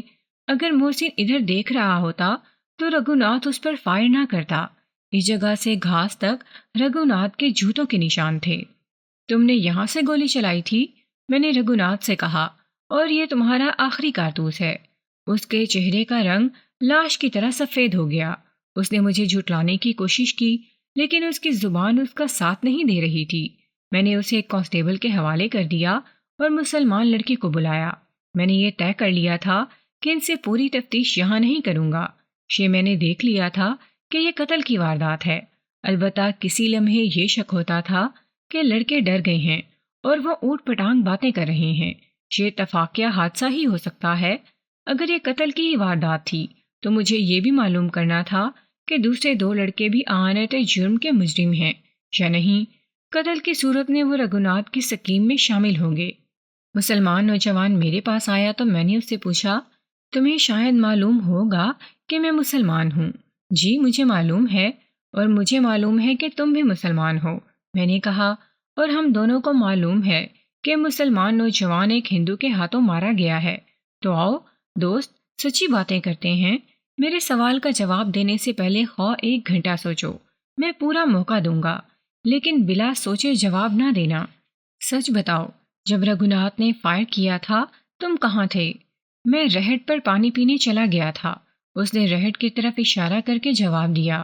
میں نے وہاں گولی کی آواز سنی اور پانی پی کر واپس آ رہا تھا تو رگھوناتھ ہاتھ کے اشارے سے مجھے بلا رہا تھا اور کہہ رہا تھا، دوڑ کر آؤ، محسن کو گولی لگ گئی ہے۔ میں دوڑا گیا تو محسن مرا پڑا تھا۔ رگھوناتھ نے بتایا کہ اس نے فاختہ پر فائر کیا تو چھرے محسن کو جا لگے۔ رگھوناتھ کو معلوم نہیں تھا کہ محسن آگے ہے۔ یہ تمہیں رگھوناتھ نے بتایا تھا؟ میں نے پوچھا۔ جی، اور تم نے مری ہوئی فاختہ دیکھی تھی؟ نہیں، اور تمہیں یاد ہے کہ تھانے میں تم نے مختلف بیان لکھوایا ہے۔ اس نے ایسی نظروں سے مجھے دیکھا جن میں یہ تاثر تھا، مجھے معاف کر دینا، میں نے پہلے جھوٹ بولا تھا۔ لڑکا اب بھی سچ نہیں بول رہا تھا۔ میں نے اسے بھیج دیا اور رگھوناتھ کے ہندو دوست کو بلایا۔ اگر تم نے جھوٹ بولا تو میں تمہیں گولی مار دوں گا۔ میں نے اس ہندو نوجوان سے کہا، دیکھ لو میرے ہاتھ میں بندوق ہے، گولی مار کر رپورٹ لکھ دوں گا کہ میرے ہاتھ سے اس لڑکی کو اتفاقیہ گولی لگ گئی ہے۔ جب رگھوناتھ نے گولی چلائی تم کہاں تھے؟ مجھے آج بھی یاد ہے کہ اس ہندو کی حالت کیا ہو گئی تھی۔ مجھے توقع تھی کہ اس کے گھٹنے ابھی دوہرے ہو کر زمین سے لگ جائیں گے اور مجھے اس کے منہ پر پانی کے چھینٹے مارنے پڑیں گے۔ اس کے ہونٹ جلانے والی لکڑی کی طرح خشک ہو گئے اور آنکھوں سے جوانی کی چمک غائب ہو گئی۔ اس نے کئی بار ہونٹوں پر زبان پھیری اور بڑی ہی مشکل سے بولا، مجھے رگھوناتھ نے کہا تھا کہ وہاں میں نے خشک ٹہنیاں پڑی دیکھی ہیں، وہ اٹھا لاؤ۔ جو پرندے مارے گئے ہیں وہ یہاں آگ پر روسٹ کر کے کھا لیں گے۔ میں چلا گیا اور گندم کی فصل کی اوٹ میں ہو گیا۔ مجھے گولی کی آواز آئی اور ایک چیخ سنائی دی۔ میں دوڑتا واپس آیا۔ رگھوناتھ چلا رہا تھا، جلدی آؤ، محسن کو گولی لگ گئی ہے۔ مجھے معلوم نہیں تھا کہ گھاس میں بیٹھا پیشاب کر رہا ہے۔ میں نے فاختہ پر فائر کیا تو چھرے اسے جا لگے۔ سچ پوچھیں تو محسن کو تڑپتا ہوا دیکھ کر میرے ہوش ٹھکانے نہیں رہے۔ یہ کہہ کر وہ رو پڑا۔ وہ تڑپتا رہا تھا؟ جی بہت دیر۔ تم نے مری ہوئی فاختہ دیکھی تھی؟ جی نہیں۔ تو اس کا مطلب یہ ہوا کہ تھانے میں تم نے مجھے وہ بیان لکھوایا تھا جو تمہیں رگھوناتھ نے بتایا تھا۔ جی ہاں، اس نے ہاتھ جوڑ کر کہا۔ آپ مجھے گولی تو نہیں ماریں گے؟ نہ بیٹا، میں نے اس کے سر پر ہاتھ رکھ کر کہا۔ تھانے میں چل کر مجھے ساری باتیں سچ سچ بتا دینا، تم بڑے اچھے لڑکے ہو۔ میں نے دونوں دیہاتیوں سے کچھ بھی نہ پوچھا، انہیں بلا کر تسلی آمیز لہجے میں کہا، تم نے تو ان لڑکوں کی مدد کی تھی، لیکن یہ مدد تمہیں تھوڑی مہنگی پڑے گی۔ وہ دیکھو، کچھ آدمی کھڑے ہیں، اگر تمہارے گاؤں کے ہیں تو انہیں کہو کہ آؤ تم تفتیش کے سلسلے میں آج رات اور شاید کل بھی پولیس کے ساتھ رہو گے۔ جاؤ گھر پیغام بھجوا دو اور انہیں کہنا کہ گھبرائے نہیں، تمہیں کوئی پریشانی نہیں ہوگی۔ میں نے تفصیلی پوچھ گچھ تھانے میں جا کر کرنے کا فیصلہ کیا۔ دونوں دیہاتیوں نے اپنے گھروں کو پیغام بھجوا دیا اور میرے پاس آ گئے۔ میں نے ہیڈ کانسٹیبل سے کہا کہ ان سب کو تھانے لے چلو۔ بندوق اور کارتوس کا خالی کھوکھا بھی اسے دے کر کہا کہ ایگزامینر کے پاس بھیجنا ہے۔ یہ ضلع شہر میں جانا تھا۔ ماہرین نے رپورٹ لکھنی تھی کہ اس بندوق سے فائر کیا گیا ہے اور خالی کارتوس اسی بندوق کے بور کا ہے۔ میں گھوڑے پر سوار ہو کر تھانے کو چلا تو اس معاملے میں میرا ذہن صاف تھا کہ یہ حادثہ نہیں قتل ہے اور یہ قتل سوچ سمجھ کر کیا گیا ہے۔ مگر میرے سامنے ایک قانونی الجھن آ پڑی اور وہ یہ تھی کہ تفتیش شروع کرنے سے پہلے ابتدائی رپورٹ لکھنی پڑتی ہے جسے FIR کہتے ہیں۔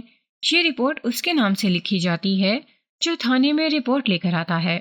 اس کیس میں FIR مقتول کے باپ یا بھائی یا کسی عزیز رشتہ دار کے نام ہونی چاہیے تھی، مگر مقتول کا باپ ہندوؤں کے ساتھ آ کر کہہ گیا تھا کہ اسے کوئی شکایت نہیں اور وہ کوئی رپورٹ نہیں کرے گا۔ مجھے شک میں مبتلا محسن کی بہن نے کیا تھا۔ یہ شک درست نکلا۔ میں اس کے نام کی FIR تیار کر سکتا تھا، لیکن میں نے یہ مناسب نہ سمجھا۔ مسلمان لڑکی تھی، میں اسے تھانے اور عدالتوں کے چکروں میں نہیں ڈالنا چاہتا تھا۔ وکیل بھری عدالت میں ایسی جرح کر بیٹھتے ہیں جو عورت ذات کی آبرو کو مجروح کر دیتی ہے۔ یہی ایک صورت رہ جاتی تھی کہ میں اپنے نام سے FIR تیار کروں اور ظاہر کروں کہ میں نے اپنے شک کی بنا پر تفتیش کی اور معاملہ کچھ اور نکلا، مگر اس میں یہ نقصان تھا کہ میری حیثیت صرف گواہ کی رہ جاتی۔ میں تفتیش نہیں کر سکتا تھا، تفتیش کوئی اور کرتا۔ وہ میرا ASI تھا جس پر مجھے بھروسہ نہیں تھا کیونکہ وہ خبیث قسم کا ہندو تھا۔ میں تفتیش خود ہی کرنا چاہتا تھا۔ مجھے ایک کوشش کرنی تھی کہ محسن کا باپ یہ رپورٹ درج کروانے پر آمادہ ہو جائے کہ اس کے بیٹے کو قتل کیا گیا ہے۔ تھانے میں پہنچے تو سورج غروب ہو گیا تھا۔ میں نے پہلا کام یہ کیا کہ رگھوناتھ کو حوالات میں بند کر دیا۔ دوسرا کام یہ کیا کہ دونوں دیہاتیوں کے کھانے اور سونے کا بندوبست کرایا۔ رگھوناتھ اور اس کے دونوں ساتھیوں کے متعلق میں نے حکم دیا کہ انہیں بھوکا رکھو، پانی مانگے تو دے دو۔ رگھوناتھ تو حوالات میں تھا۔ دوسرے دونوں کو کانسٹیبلوں کے کمرے میں بھیج دیا۔ میں نے دیکھ لیا تھا کہ رگھوناتھ کا باپ اور 4-5 ہندو پرے کھڑے تھے اور مجھے یہ دیکھ کر افسوس ہوا کہ محسن کا باپ بھی ان کے ساتھ تھا۔ میں جب احکام دے کر فارغ ہوا تو ہندوؤں کا یہ وفد میرے پاس آ گیا۔ میں برآمدے میں تھا۔ رگھوناتھ کے باپ نے اکھڑے ہوئے لہجے میں پوچھا، آپ نے میرے بیٹے کو حوالات میں کیوں ڈال دیا ہے؟ آپ کو اس کیوں کا جواب جلدی مل جائے گا۔ میں نے جواب دیا، میں اسے سزا تو نہیں دے سکتا، آپ کو پورا موقع ملے گا کہ اسے قید سے رہا کرا لیں۔ ابھی مجھے اپنی ڈیوٹی پوری کرنے دیں۔ ہر ایک ہندو نے کچھ نہ کچھ کہا۔ ان کی باتوں میں خوشامد بھی تھی، دھمکی بھی تھی اور حیرت بھی تھی۔ اس سے 1 سال پہلے ایک واردات میں شہر کے ہندو مجھے پریشان کر چکے تھے۔ یہ ہندوستان کے دور اندر کا ایک قصبہ تھا جس کی آبادی کی اکثریت ہندوؤں کی تھی۔ مسلمانوں کی آبادی بہت کم تھی۔ اس سے پہلے ہندو تھانے کے سامنے میرے خلاف باقاعدہ مظاہرہ کر چکے تھے۔ میں نے ہیڈ کوارٹر کو فون پر اطلاع دی تو وہاں سے ایک انگریز انسپیکٹر آ گیا۔ اس نے ہندوؤں کو بلا کر کہا تھا کہ انہوں نے پولیس کے کام میں دخل دے کر ایک جرم کو سیاسی یا مذہبی رنگ دینے کی کوشش کی تو تمام لیڈروں اور سرکردہ ہندوؤں کو اخلاقی مجرموں کی حیثیت سے گرفتار کر لیا جائے گا۔ اس نے 2 معزز ہندوؤں کو تھانے میں بٹھا بھی لیا تھا۔ اب اس واردات میں بھی ہندوؤں نے وہی حرکت شروع کر دی تھی۔ میں نے انہیں پچھلا واقعہ یاد دلا کر ڈرایا دھمکایا اور کانسٹیبلوں سے کہا کہ انہیں تھانے کے احاطے سے باہر نکال دو۔ میں نے محسن کے باپ کو بازو سے پکڑ لیا اور کہا، آپ میرے پاس ٹھہریں۔ ادھر سے محسن کا بڑا بھائی بھی آ گیا۔ کانسٹیبلوں نے اسے بھی واپس جانے کو کہا۔ میں نے اسے اپنے پاس بلا لیا۔ ہندو چلے گئے تو میں باپ اور بھائی کو اپنے دفتر میں لے گیا انہیں بٹھایا۔ پوسٹ مارٹم رپورٹ آ چکی تھی۔ ڈاکٹر نے لکھا تھا کہ چھرے پیچھے سے دائیں پہلو میں داخل ہوئے ہیں۔ جو چھرے کھال کے قریب لگے وہ پار ہو گئے، باقی جسم میں لگے۔ چونکہ پھیل گئے تھے اس لیے 2 چھرے دائیں گردے میں اتر گئے اور وہیں سے برآمد ہوئے۔ ڈاکٹر نے زخم کی لمبائی چوڑائی بھی لکھی تھی جو مجھے یاد نہیں رہی، چھروں کی تعداد بھی لکھی تھی، اور یہ جسم سے جہاں جہاں سے برآمد ہوئے وہ بھی لکھا تھا۔ میں نے یہ رپورٹ الگ رکھ دی اور مقتول کے باپ اور بھائی کی طرف متوجہ ہوا۔ اپنے بیٹے کے چال چلن کو کون برا کہتا ہے؟ پھر بھی میں نے ان دونوں سے پوچھا کہ محسن کا چال چلن کیسا تھا۔ دونوں نے کہا کہ اچھا تھا، انہیں کبھی کوئی شکایت نہیں ملی تھی۔ رگھوناتھ کی بہن کا آپ کے گھر آنا جانا تھا؟ ہاں، بھائی نے جواب دیا، وہ میری بہن کی سہیلی ہے۔ آپ نے کبھی یہ دیکھا تھا کہ محسن اس لڑکی میں دلچسپی لیتا ہے؟ نہیں، باپ نے جواب دیا اور حیرت سے پوچھا، آپ کو کس نے بتایا کہ ہندو لڑکی ہمارے گھر آتی جاتی تھی؟ باپ کو معلوم نہیں تھا کہ اس کی بیٹی چوری چھپے مجھے بتا گئی ہے۔ آپ فی الحال میرے سوالوں کے جواب دیں۔ میں نے کہا، میں آپ کو یہ بتانا چاہتا ہوں کہ محسن حادثاتی موت نہیں مرا، اسے قتل کیا گیا ہے۔ باپ بیٹا اچھل پڑے۔ باپ نے پوچھا، کیا آپ کو یقین ہے؟ ابھی کسی سے بات نہ کرنا۔ میں نے کہا، میں مسلمان ہوں، میں برداشت نہیں کر سکتا کہ ایک ہندو ایک مسلمان کو قتل کر کے صاف بچ جائے۔ آپ ہندوؤں کی باتوں میں آ گئے ہیں اور کہتے ہیں کہ آپ رپورٹ نہیں کریں گے۔ میں اب بھی کہتا ہوں کہ ہم رپورٹ نہیں کریں گے۔ بھائی نے غصے سے کہا، میں قتل کا انتقام لوں گا۔ ہوش کی بات کرو بھائی، میں نے اسے ٹھنڈا کرنے کے لیے کہا۔ انتقام لینے کے لیے میں موجود ہوں۔ میں نے باپ سے کہا، میں آپ کے نام کی رپورٹ درج کرنا چاہتا ہوں، آپ ان ہندوؤں سے نہ ڈریں۔ میں کسی بھی وقت ان ہندوؤں سے نہیں ڈرا۔ باپ نے کہا، میں نے اسے حادثہ سمجھ کر دل کو تسلی دینے کی کوشش کی تھی کہ چلو، میری قسمت میں یہی لکھا تھا۔ ان ہندوؤں کے ساتھ چونکہ اٹھنا بیٹھنا رہتا ہے، اس لیے اتنے بڑے حادثے کو بھی میں نے قبول کر لیا ہے۔ اب صورت کچھ اور ہی ہو گئی ہے، آپ خود ہی میرے نام کی رپورٹ لکھ کر میری دستخط لے لیں۔ یہی میرا مسئلہ تھا جو باپ نے حل کر دیا۔ میں بولتا گیا اور وہ لکھتا گیا، اس کے دستخط کرائے اور نہایت اطمینان سے FIR تیار کی۔ باپ اور بھائی نے مجھ سے یہ معلوم کرنے کی بہت کوشش کی کہ محسن کے تعلقات رگھوناتھ کی بہن کے ساتھ واقعی تھے یا نہیں۔ میں نے انہیں گول گول باتوں سے ٹال دیا اور تسلیاں دے کر بھیج دیا۔ میں نے پوسٹ مارٹم رپورٹ ایک بار پھر غور سے پڑھی۔ میں نے چونکہ پیٹ کے زخموں کے کئی ایک زخم دیکھے تھے، اس لیے مجھے معلوم تھا کہ پیٹ پھٹ جانے سے موت فوراً واقع نہیں ہوتی، بلکہ زخمی ہوش میں رہتا ہے اور خاصی دیر بعد مرتا ہے۔ میں نے گھڑی دیکھی، وقت زیادہ نہیں گزرا تھا۔ مجھے امید تھی کہ سول سرجن ابھی سویا نہیں ہوگا۔ میں رات کو تینوں لڑکوں سے تفتیش کرنا چاہتا تھا۔ اس سے پہلے میں سول سرجن سے وہ باتیں پوچھنا چاہتا تھا جو پوسٹ مارٹم رپورٹ دے کر میرے ذہن میں اٹھی تھیں۔ رگھوناتھ نے بتایا تھا کہ اس نے بندوق فائر کی، اسے چیخ سنائی دی، محسن گھاس سے اٹھا اور گر پڑا۔ رگھوناتھ اس تک پہنچا تو وہ مر چکا تھا۔ میرے تجربے کے مطابق وہ اتنی جلدی نہیں مرا ہوگا۔ سول ہسپتال دور نہیں تھا، سول سرجن ہسپتال کے احاطے میں ہی رہتا تھا۔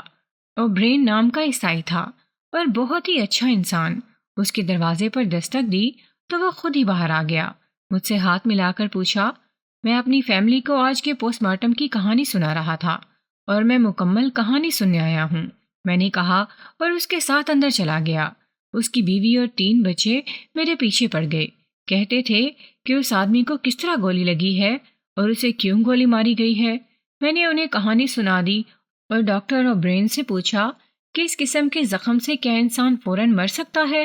نہیں، اس نے جواب دیا، میں نے ایسے زخمیوں کو بھی ہوش میں باتیں کرتے دیکھا ہے جن کے پیٹ سامنے سے کھلے ہوئے تھے اور ان کی انتڑیاں وغیرہ باہر آ گئی تھیں۔ بعض کیسوں میں یوں ہوتا ہے کہ زخم آتے ہی یا گولی لگنے سے انسان اچانک بے ہوش ہو جاتا ہے۔ کوئی ایسا کمزور دل بھی ہوتا ہے جس کی حرکت قلب صدمے یا موت کے خوف سے بند ہو جاتی ہے۔ اس محسن کے کیس میں زخمی کو اگر طبی امداد نہیں دی گئی تو وہ نصف سے پون گھنٹہ تک ہوش میں رہا ہوگا۔ خون نکل جانے کی وجہ سے وہ آہستہ آہستہ پہلے بے ہوش ہوا پھر مرا ہوگا۔ آپ نے بھی دیکھا ہوگا کہ اس کو طبی امداد نہیں ملی تھی اور خون روکنے کی کوشش بھی نہیں کی گئی تھی۔ اگر کوشش کی بھی جاتی تو ناکافی ہوتی، کیونکہ اس قسم کے زخموں کی مرہم پٹی ہو ہی نہیں سکتی۔ گردہ بھی پنکچر ہو گیا تھا، اس سے بھی موت فوری واقع نہیں ہوتی۔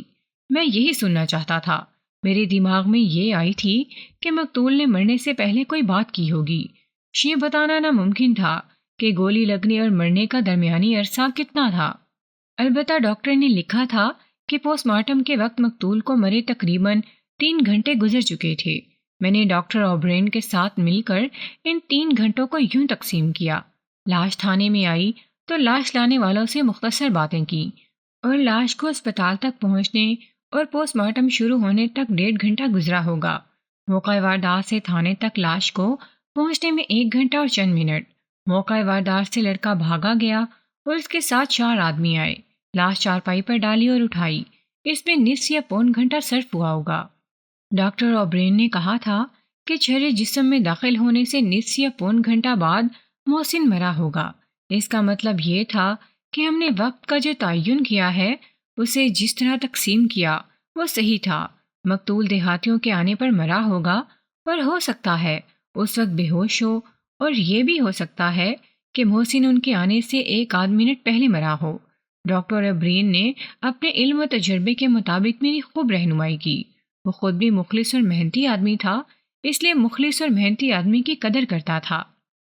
میں جس طرح جنون کی کیفیت میں وقت کی تقسیم کر رہا تھا، اس طرح میرے سامنے ڈاکٹر اوبرین کی جگہ کوئی اور ہوتا تو وہ مجھے ضرور کہتا، جاؤ بھائی، تمہارا تو دماغ خراب ہو گیا ہے۔ میری حالت یہ تھی کہ صبح سے وردی میں تھا اور رات کے 11 بج گئے تھے۔ میں تھانے گیا، ایک کانسٹیبل سے کہا کہ میرے لیے کھانا دفتر میں ہی لے آئے، وہ دونوں دیہاتیوں کو میرے پاس بھیجتا جائے۔ وہ دونوں آئے تو میں نے انہیں کہا کہ وہ ذہن پر زور دے کر یاد کریں اور مجھے بتائیں کہ انہوں نے جب لاش کو اٹھایا تو وہ کہیں زندہ ہی تو نہیں تھا۔ علی جا، ایک دیہاتی نے جسے ذرا سیانہ سمجھتا تھا کہا، ہم لاش تھانے لائے تو آپ نے ہمیں بولنے کا موقع ہی نہیں دیا۔ آپ نے سوال کیے، ہم نے جواب دیے۔ ہم آپ کے ان پڑھ خادم اپنی مرضی سے کوئی فالتو بات کہنے سے ڈرتے تھے۔ وہ تو یوں کیے کہ مرنے والا ہمارے ہاتھوں میں مرا ہے۔ ہم وہاں پہنچے تو اسے لاش ہی سمجھے تھے۔ آنکھیں بند تھی، منہ بند تھا، چہرے سے خون ختم ہو چکا تھا۔ لڑکوں نے کہا کہ مر گیا ہے۔ ہم اسے اٹھانے لگے تو اس نے آنکھیں کھول دیں، مگر وہ ہوش میں نہیں آ رہا تھا۔ یہ آخری وقت کی نشانی تھی۔ نظریں پھری ہوئی تھیں۔ ہم نے اس کے حلق میں ہلکا سا خراٹا سنا اور اس کی آنکھیں بند ہو گئیں۔ تب اس کی جان نکل گئی۔ اس وقت میرے ہاتھ اس کی گردن کے نیچے تھے۔ گاؤں میں کون سا لڑکا گیا تھا؟ اس نے جو حلیہ بتایا وہ ہندو لڑکے کا تھا۔ مسلمان لڑکا موقع واردات پر موجود رہا۔ میں نے لڑکوں کو گالی دے کر کہا تھا کہ اتنی دیر تم کھڑے تماشا دیکھتے رہے۔ دیہاتی نے کہا، لعنت ہے تمہاری تعلیم پر، تم نے اتنا بھی نہ سوچا کہ اپنی قمیض اتار کر اس کے زخم باندھ دیتے، خون رک جاتا اور ہم اسے زندہ ہسپتال پہنچا دیتے۔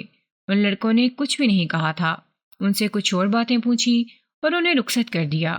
تھکن سے میری حالت تو بہت بری ہو گئی تھی، لیکن میں تفتیش کو ڈھیلا نہیں چھوڑنا چاہتا تھا، کیونکہ مجھے خطرہ نظر آ رہا تھا کہ ہندو میرے بالائی حکام تک پہنچ کر کیس چوپٹ کر دیں گے۔ میں نے رات ہی رات اگر مکمل نہیں تو زیادہ سے زیادہ سراغ اور شہادت حاصل کرنے کی ٹھان لی۔ میں رگھوناتھ سے ابھی کچھ بھی نہیں پوچھنا چاہتا تھا۔ اسے پوری طرح پھانسنے کے لیے مجھے جال تیار کرنا تھا۔ میرے پاس 2 نوجوان تھے۔ یہ رگھوناتھ کے دوست تھے، ایک ہندو دوسرا مسلمان۔ پولیس اور تھانے کی دہشت نے انہیں موم کر رکھا تھا۔ میں نے مسلمان لڑکے کو اندر بلایا۔ رات آدھی گزر چکی تھی۔ یہ نوجوان میرے سامنے آیا تو اس کی حالت بہت ہی بری ہو چکی تھی۔ سوائے پانی کے اس کے پیٹ میں کچھ نہیں گیا تھا۔ دن بھر کی تھکن تھی، نیند تھی، اور جو خوف اس پر طاری تھا وہ اس کا خون چوس رہا تھا۔ اس کے چہرے پر خوف اور مردنی تھی۔ میں نے اس کی آنکھوں میں آنکھیں ڈال کر کہا، ایک مسلمان بھائی کو ایک ہندو کے ہاتھوں مروا کر تم اتنے دلیر ہو گئے ہو کہ اس کے ساتھ پھانسی چڑھنے کے لیے تیار ہو؟ اس کے ہونٹ کانپے مگر زبان نے اس کا ساتھ نہ دیا۔ میں نے غصے سے پوچھا، رگھوناتھ نے تمہیں کتنے پیسے دیے تھے؟ نہیں داروغہ صاحب، اس نے ہندوؤں کی طرح ہاتھ جوڑ کر اور روتی ہی ہوئی آواز میں کہا، خدا کی قسم داروغہ صاحب، میں نے اسے نہیں مروایا۔ مجھے یہ بھی معلوم نہیں کہ تم تینوں نے مل کر اسے قتل کیا ہے۔ میں نے اس نوجوان کے جسم سے خون کا آخری قطرہ بھی خشک کر دینے کے لیے کہا، کالا پانی جانتے ہو؟ ہندوستان سے دور کالے سمندر میں وہ جزیرہ سنا ہے؟ تم سیدھے وہاں جا رہے ہو، بوڑھے ہو کر اور بھکاری بن کر وہاں سے آؤ گے۔ جسمانی اذیت دینے کی کوئی ضرورت نہیں تھی۔ معلوم نہیں وہ کس طرح کھڑا تھا، اس میں کھڑے رہنے کی طاقت نہیں تھی۔ اس نے میری منت سماجت کی اور اس کے آنسو بہنے لگے۔ میں نے اس سے کہا کہ وہاں جو کچھ ہوا وہ سچ سچ بتا دو، پھر آپ مجھے چھوڑ دیں گے؟ اس نے بچوں کی طرح پوچھا۔ جب رگھوناتھ نے گولی چلائی اس وقت تم کہاں تھے؟ میں نے اس کے سوال کا جواب دیے بغیر پوچھا۔ میں رہٹ پر پانی پینے چلا گیا تھا، اس نے جواب دیا۔ رہٹ آپ نے دیکھا تھا نا؟ وہاں قریب ہی ہے۔ رگھوناتھ نے گولی چلائی تو میں نے گھوم کر دیکھا، مجھے ایک اور آواز بھی سنائی دی۔ میں اچھی طرح بیان نہیں کر سکتا کہ وہ کسی انسان کی چیخ تھی یا کوئی گیدڑ بولا تھا۔ میں نے اس کی آواز پر توجہ نہ دی۔ میں نے دیکھا کہ رگھوناتھ کھڑا مجھے بلا رہا تھا اور ہاتھ کے اشارے کر رہا تھا۔ میں اس امید پر دوڑتا گیا کہ رگھوناتھ نے کوئی بڑا جانور مارا ہے۔ وہاں گیا تو دیکھا کہ محسن دونوں ہاتھ پہلو پر رکھے زمین پر تڑپ رہا تھا۔ اس کے کپڑے خون سے لال ہو گئے تھے۔ میرے تو ہوش گم ہو گئے۔ رگھوناتھ نے مجھے بتایا کہ اس نے فاختہ پر گولی چلائی تھی، لیکن اسے معلوم نہیں تھا کہ محسن گھاس میں چھپا ہوا پیشاب کر رہا ہے۔ فاختہ تو مر گئی، لیکن محسن کو بھی چھرے لگ گئے ہیں۔ مجھے کچھ سمجھ نہیں آ رہی تھی کہ کیا کروں۔ محسن نے بڑی زور سے کہا، تو نے ہندوؤں کی طرح دوستی کا دھوکہ دے کر پیچھے سے وار کیا ہے۔ زندہ رہا تو انتقام لوں گا۔ میں نے رگھوناتھ کی طرف دیکھا تو اس نے معصومیت سے کہا، شار، یہ کیا کہہ رہا ہے؟ میں نے اسے جان بوجھ کر تو گولی نہیں ماری۔ محسن پہلو کو ہاتھوں سے دبائے ہوئے کروٹیں بدل رہا تھا۔ اس نے پانی پانی کہا تو رگھوناتھ نے مجھے رہٹ سے پانی لانے کو کہا۔ میں پانی لانے دوڑ پڑا۔ وہاں کوئی نہیں تھا جس سے میں پیالہ مانگتا۔ میں پہلے یہاں پانی پینے آیا تھا لیکن پیے بغیر واپس چلا گیا تھا۔ اب وہاں دیکھا ایک کچا کمرہ تھا مگر اس کا دروازہ بند تھا۔ پانی لے جانے کے لیے کچھ بھی نہیں تھا۔ میں ادھر ادھر دوڑنے لگا۔ گھبراہٹ نے عقل مار دی تھی۔ دور دو بچے کھیتوں میں کچھ کر رہے تھے، انہیں آوازیں دیں۔ وہ آئے تو میں نے انہیں کہا کہ پانی لے جانے کے لیے کوئی برتن لا دو۔ انہوں نے کہا کہ ان کے پاس کوئی برتن نہیں ہے۔ ایک بچے نے مجھے کہا کہ رہٹ کا ایک لوٹا کھول لو۔ تب مجھے خیال آیا کہ رہٹ کے ساتھ مٹی کے لوٹے ہیں، وہ رسیوں سے بندھے ہوئے تھے۔ بہت ہی مشکل سے ایک رسی کھولی، یہ خالی تھا۔ بچوں نے میرے ساتھ مل کر رہٹ چلایا تو نالی میں پانی آیا۔ میں نے لوٹے میں پانی ڈالا اور دوڑ پڑا۔ اس وقت تمہارا ہندو ساتھی کہاں تھا؟ میں جب گولی چلنے کے بعد وہاں گیا تھا تو ہمارا ہندو ساتھی وہاں نہیں تھا، اس نے جواب دیا۔ وہ معلوم نہیں کس طرف سے دوڑا آ رہا تھا۔ وہ آیا تو میں پانی لینے چلا گیا۔ محسن نے اس ہندو کی موجودگی میں کہا تھا کہ اگر زندہ رہا تو انتقام لوں گا۔ مجھے اچھی طرح یاد نہیں رہا، اس نے جواب دیا۔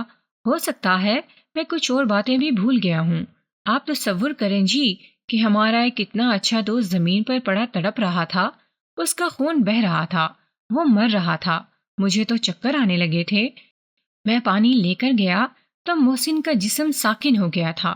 اسے پیٹ کے بل کیا اور منہ میں پانی ٹپکایا لیکن پانی باہر آ گیا۔ ہمارا ہندو ساتھی گاؤں کی طرف دوڑتا جا رہا تھا۔ اس سے مجھے اطمینان ہوا کہ گاؤں سے آدمی آ کر محسن کو سنبھال لیں گے۔ رگھوناتھ مجھے پرے لے گیا اور کہنے لگا، شار، یہ غلطی سے میری گولی کے آگے آ گیا ہے، ہم تینوں کو پولیس پکڑ لے گی۔ میں تمہیں 100 روپیہ نقد دوں گا۔ سب سے یہی کہنا کہ یہ اونچی گھاس کے پیچھے پیشاب کر رہا تھا، کسی کو بھی معلوم نہ تھا۔ میڑ پر فاختہ آن بیٹھی، اس پر فائر کیا تو چرے محسن کو جا لگے۔ اس سے پہلے تم نے جو مجھے بیان دیا تھا وہ رگھوناتھ کا بتایا ہوا جھوٹا بیان تھا؟ میں نے پوچھا۔ جی، اس نے جواب دیا، وہ بیان بالکل جھوٹا تھا۔ یہ خاص طور پر ذہن میں رکھیں کہ میں جس وقت کی واردات سنا رہا ہوں اس وقت کا 100 روپیہ آج کے 2500 روپے کے برابر تھا۔ بکرے کا گوشت 4 آنے سیر اور چینی 1 روپے کی 1.25 سیر ملتی تھی۔ یہ مسلمان نوجوان 100 روپے کی لپیٹ میں اور پکڑے جانے کے خوف میں آ گیا تھا، مگر تھانے اور تھانے دار کے خوف نے سچی بات اگلوا دی۔ وہاں فاختہ تھی یا نہیں؟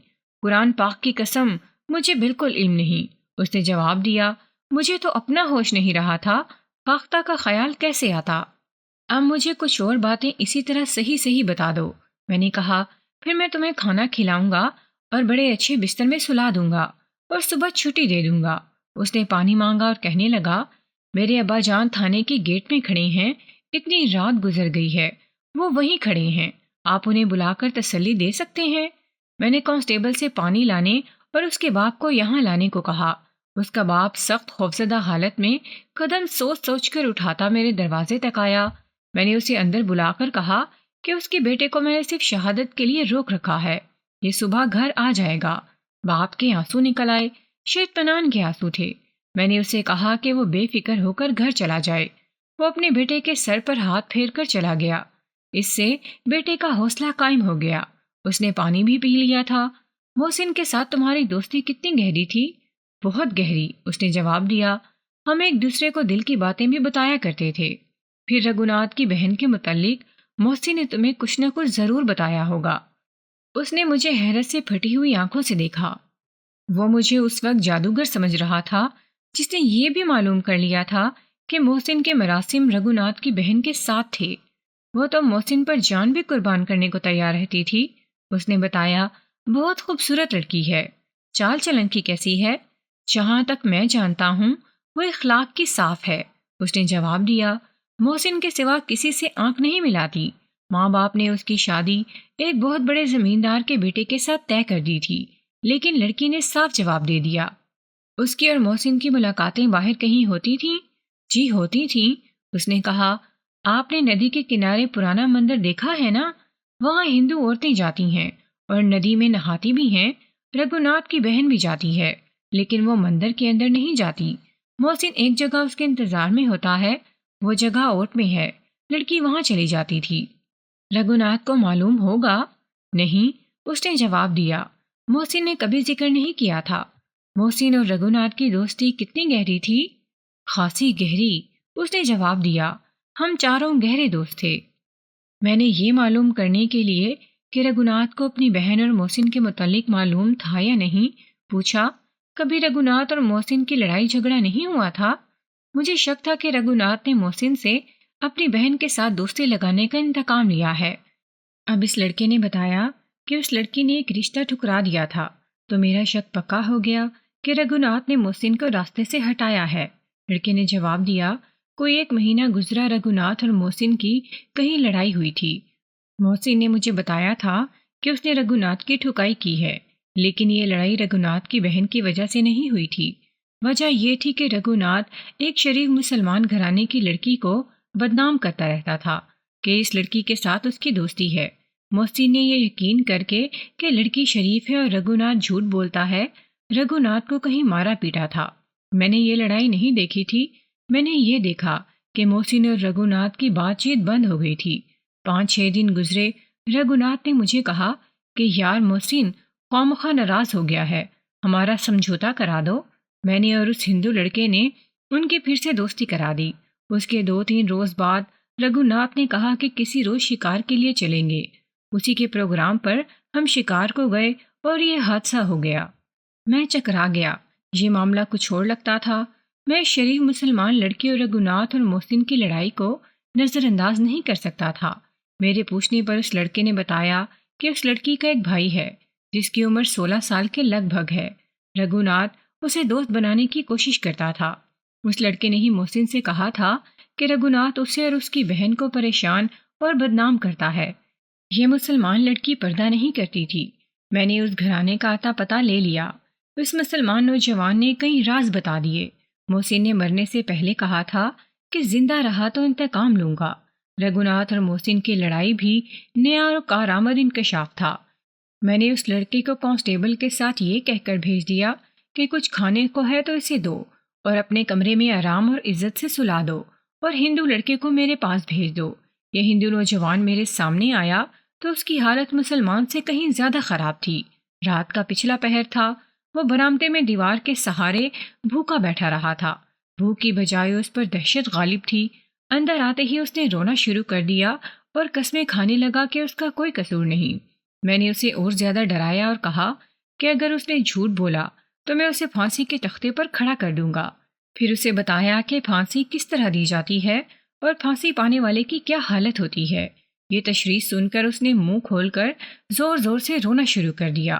میں نے اسے چپ کرانے کی کوشش نہ کی، وہ خود ہی چپ ہوا اور بولا، میں سچی باتیں بتاؤں گا، اس کے ساتھ سوال و جواب کر کے میں نے جو حاصل کیا تھا وہ یہ تھا کہ موقع واردات پر جب مسلمان لڑکا رہٹ کی طرف چلا گیا تھا تو رگھوناتھ نے اس ہندو لڑکے کو کچھ دور ایک جگہ بتا کر کہا، وہاں درختوں کی خشک ٹہنیاں پڑی ہیں، وہ اٹھا لاؤ، جو پرندے مارے ہیں وہ یہیں روسٹ کر کے کھا لیں گے۔ یہ لڑکا ادھر چلا گیا، اسے بندوق کا دھماکہ سنائی دیا، اسے چیخ سنائی نہیں دی، اسے رگھوناتھ کی آواز سنائی دی۔ یہ لڑکا فصل کی اوٹ میں ہو گیا تھا۔ اس نے رگھوناتھ کی جو آواز سنی وہ کچھ اس طرح تھی کہ وہ مسلمان دوست کو بلا رہا تھا اور کہہ رہا تھا کہ محسن کو گولی لگ گئی ہے۔ یہ ہندو واپس آ گیا اور وہاں پہنچا۔ محسن کو تڑپتا دیکھ کر اس کی بھی وہی حالت ہوئی جو مسلمان لڑکے کی ہوئی تھی۔ خون نے اس کے اوسان خطا کر دیے۔ مسلمان لڑکے کو رگھوناتھ نے محسن کے لیے پانی لانے کو بھیج دیا۔ ہندو لڑکے سے بھی رگھوناتھ نے کہا کہ سب کو یہی بتانا کہ اسے غلطی سے گولی لگ گئی ہے۔ اس لڑکے نے رگھوناتھ سے کہا کہ اسے اس گاؤں میں اٹھا لے چلتے ہیں ورنہ یہ مر جائے گا۔ رگھوناتھ نے جواب دیا، مر جانے دو، سالہ مسلمان ہے، کوئی فرق نہیں پڑے گا۔ اس نے بتایا کہ محسن نے کہا تھا کہ تو نے ہندوؤں کی طرح دوستی کا دھوکہ دے کر پیچھے سے وار کیا ہے، میں زندہ رہا تو بدلہ لوں گا۔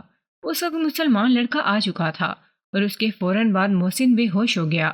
رگھوناتھ نے اس ہندو سے کہا کہ اس گاؤں میں جاؤ اور چارپائی کا بندوبست کرو، وہاں کہنا کہ ہمارے ایک دوست کو غلطی سے گولی لگ گئی ہے۔ لڑکا گاؤں کو دوڑ گیا اور وہاں سے کوئی زیادہ دور نہیں تھا، وہاں سے 4 آدمی چارپائی اٹھائے آئے۔ محسن اس وقت تک مر چکا تھا۔ اسے جب اٹھا کر چارپائی پر ڈالنے لگے تو وہ زندہ تھا۔ میں نے اس لڑکے سے کہا، میرا انداز سوال والا نہیں تھا، میں نے نہیں دیکھا۔ اس نے کہا، ایک دیہاتی نے بڑی زور سے کہا تھا کہ ابھی زندہ ہے۔ 2 دیہاتی اور 2 لڑکوں نے چارپائی اٹھائی اور شہر کو چل پڑے۔ 2 دیہاتی گاؤں کو واپس چلے گئے۔ میں نے اس ہندو سے پوچھا کہ رگھوناتھ اور محسن کی لڑائی کس بات پر ہوئی تھی۔ اس نے اسی مسلمان لڑکی والی بات سنائی جو مسلمان لڑکا سنا گیا تھا۔ اس نے مسلمان لڑکے کے بیان کی تائید کی۔ میں نے ہوا میں ایک تیر چلایا۔ میں نے کہا، رگھوناتھ نے تم سے کہا تھا کہ وہ محسن سے انتقام لے گا۔ ہندو لڑکے نے ذرا سی بھی پسو پیش نہیں کی، بولا، اس نے 2-3 بار کہا تھا کہ محسن نے میری بہت بے عزتی کی ہے، میں اسے مزہ چکھاؤں گا، اور اس نے یہ بھی کہا تھا کہ محسن خواہ ناراض ہو گیا ہے، راضی نامہ کرا دو۔ میں نے لقمہ دیا۔ ہاں جی، لڑکے نے کہا، اس نے یہ بھی کہا تھا۔ میں نے اس سے کہا تھا کہ تم اپنی بے عزتی کا بدلہ بھی لینا چاہتے ہو اور دوستی بھی کرنا چاہتے ہو۔ اس نے کوئی جواب نہیں دیا تھا۔ رگھوناتھ کی بہن کیسی تھی؟ میں نے پوچھا۔ محسن کے ساتھ اس کا میل ملاپ ہوگا؟ نہیں جی، اس ہندو نے عجیب سے لہجے میں کہا۔ ہندو لڑکی کا میل ملاپ کسی مسلمان لڑکے کے ساتھ کیسے ہو سکتا ہے؟ وہ تو اپنے جیسوں کو بھی پلے نہیں باندھتی، بڑی زبردست لڑکی ہے۔ اس سے مجھ پر یہ واضح ہو گیا کہ رگھوناتھ کی بہن اور محسن کی دوستی کا نہ رگھوناتھ کو علم تھا نہ اس ہندو کو، اور رگھوناتھ نے محسن سے اپنی بے عزتی اور ٹھکائی کا انتقام لیا ہے۔ محسن نے مرنے سے پہلے کہا تھا کہ تم نے ہندوؤں کی طرح دوستی کا دھوکہ دے کر پیچھے سے وار کیا ہے۔ صاف ظاہر تھا کہ رگھوناتھ نے انتقام لینے کے لیے محسن کو راضی کیا تھا، اسے شکار کے بہانے لے گیا۔ مسلمان لڑکا رہٹ پر پانی پینے چلا گیا تو رگھوناتھ نے ہندو ساتھی کو خشک ٹہنیاں اٹھا لانے کو بھیج دیا۔ وہ محسن کے ساتھ اکیلا رہ گیا۔ اب مجھے یہ معلوم کرنا تھا کہ رگھوناتھ نے محسن کو اتنی دور کس طرح بھیجا جہاں سے اس نے اسے گولی ماری۔ ہو سکتا ہے وہ خود دور ہٹ گیا ہو۔ جو ہی محسن نے پیٹھ پھیری، رگھوناتھ نے گولی چلا دی۔ مجھے یہ بھی معلوم کرنا تھا کہ رگھوناتھ نے اپنی ٹھکائی کا انتقام لیا ہے یا اسے معلوم تھا کہ اس کی بہن کی دوستی محسن کے ساتھ ہے۔ میں یہ معلومات رگھوناتھ سے حاصل نہیں کرنا چاہتا تھا۔ مجھے ایسی توقع بھی نہیں تھی کہ وہ خود اپنے راز دے دے گا۔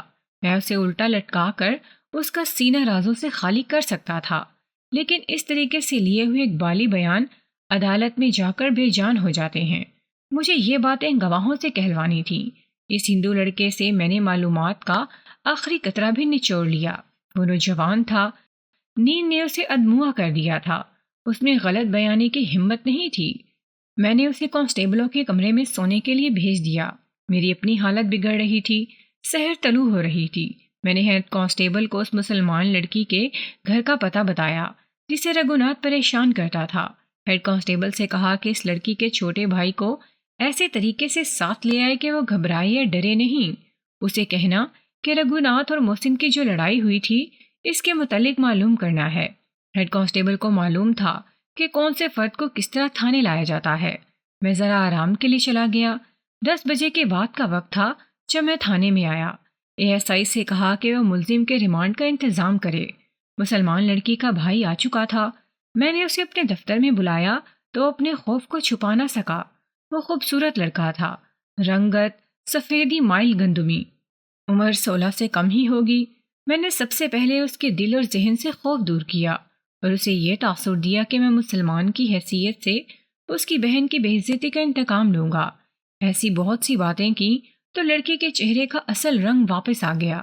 میرے پوچھنے پر اس نے جو بیان دیا وہ مختصراً اس طرح تھا کہ رگھوناتھ اور اس لڑکے کے مکان بہت قریب تھے۔ لڑکی کی بہن اپنی چھت پر جایا کرتی تھی۔ رگھوناتھ نے بھی اپنی چھت پر چڑھنا شروع کر دیا۔ ایک روز بہن نے اپنے اس بھائی کو بتایا کہ وہ اوپر جاتی ہے تو رگھوناتھ اسے اشارے کرتا ہے اور نوٹ دکھاتا ہے۔ رگھوناتھ کو اپنے باپ کی دولت پر بڑا ناز تھا۔ اسے غالباً یہ توقع تھی کہ مسلمانوں کو روپے پیسے سے خریدا جا سکتا ہے۔ اس نے اپنے مسلمان دوست کو بھی جھوٹا بیان دینے کے لیے 100 روپیہ پیش کیا تھا۔ اس لڑکی کی عزت کی حفاظت کرنے والا اس کا باپ تھا اور یہ بھائی جو اس سے چھوٹا تھا۔ اس کے بعد 2 بھائی بہت چھوٹے تھے۔ یہ بھی ایک وجہ تھی کہ رگھوناتھ شیر ہو گیا تھا۔ لڑکی کے بھائی نے اپنے باپ کو نہ بتایا۔ باپ بیچارہ پریشان ہونے کے سوا کیا کر سکتا تھا؟ یہ درمیانہ درجے کا گھرانہ تھا۔ ایک روز اس لڑکی نے باہر کہیں رگھوناتھ سے کہا کہ ایسی حرکتیں نہ کیا کرے، ادھر ادھر دیکھنے والے بدنام کرتے ہیں۔ رگھوناتھ نے برا منہ بنانے یا کچھ اور کہنے کی بجائے اس لڑکے کو دوست بنانے کی کوشش شروع کر دی۔ لڑکے نے دوستی قبول نہ کی، لیکن رگھوناتھ کے اتنے اچھے سلوک سے وہ متاثر ضرور ہوا۔